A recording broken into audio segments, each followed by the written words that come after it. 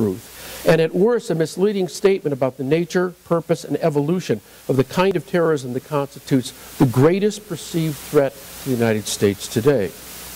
I am convinced that, measured by its benefit to the terrorist cause, the most potent response that their actions can elicit among their victims is not fear but outrage, which in turn breeds angry retaliation. Permit me to forgo a deep analysis of the relationship between fear and outrage.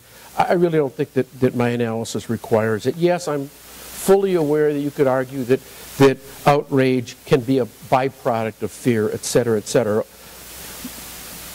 But put simply, fear has more to do with paralysis than with action. And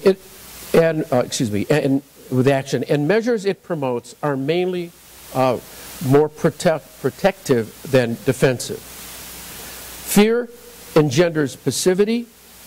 One way to get compliance is to instill fear. In contrast, outrage inspires aggressive retaliation. Fear is uncomfortable, but outrage is in some ways its own reward.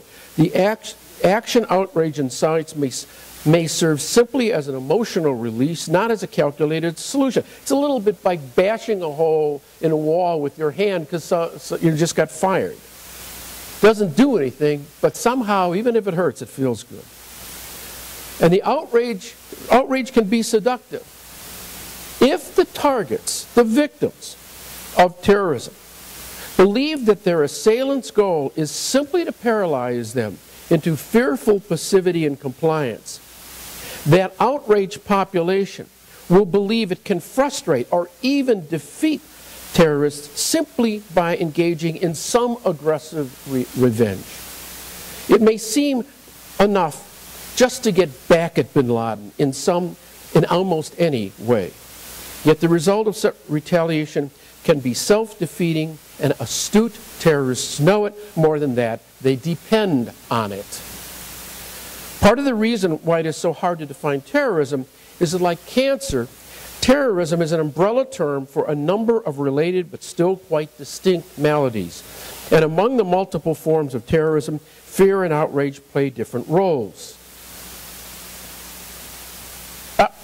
Wrong direction. Now, that is in your handout. I am not going to walk you through that. I teach a course to walk people through this. But what I want you to get the sense is that there's a number of different categories and types of terrorism, and that they are all different in some way. They share similarities, to be sure, of course, but they're all different. Some are terrorisms of the strong against the weak. Some are terrorisms of the weak against the strong. And there is no general rule. This typology, by the way, runs counter to the opinions of many authorities on terrorism. For one thing, it is broadly inclusive, not exclusive. Authorities on terrorism often caution that overly inclusive definitions of terrorism become useless. In a legal and diplomatic sense, I fully understand this point, but from a historical and moral standpoint, I strongly disagree with it. Laws and international agreements require definitions of terror that hone in on a particular threat at hand. Also, those defense intellectuals whose primary goal is combating current terrorist groups and movements understandably restrict their discussions to this present-day threat. And too broad a definition of terrorism simply clutters their discussions. Their purposes are best served by artificially restricting the term. Well, my approach is different. I want to examine terrorism historically and morally, and that requires an inclusive approach which attains greater precision by differentiating distinct forms of terrorism within the broader phenomenon, as does that. It is pretty straightforward to explain the need to consider the historical dimensions of terrorism that stress difference over time. 19th century Russian anarchists were different from mid-20th century Marxist extremists or early 21st century Islamic jihadists. The moral dimension pulls in the opposite direction, since it stresses not the difference, but the similarity of terrorism in its many forms. And that similarity is a moral one, in that the ultimate rationale for war is self-defense. It's a contest between more or less equals in violence. And terrorism is just the opposite. It is an attack on those who are unable or unprepared to defend themselves. It is seen as a moral transgression. George Bush's constant use of the word evil to describe 9/11 is exemplary of this moral outrage. Between September 2001 and March 2002, Bush explicitly referred to evil 199 times in foreign policy speeches. The president minced no words. Osama bin Laden is an evil man. His heart has been so corrupted that he is willing to take innocent life. And we are fighting evil. And we will continue to fight evil. And we will not stop until we defeat evil.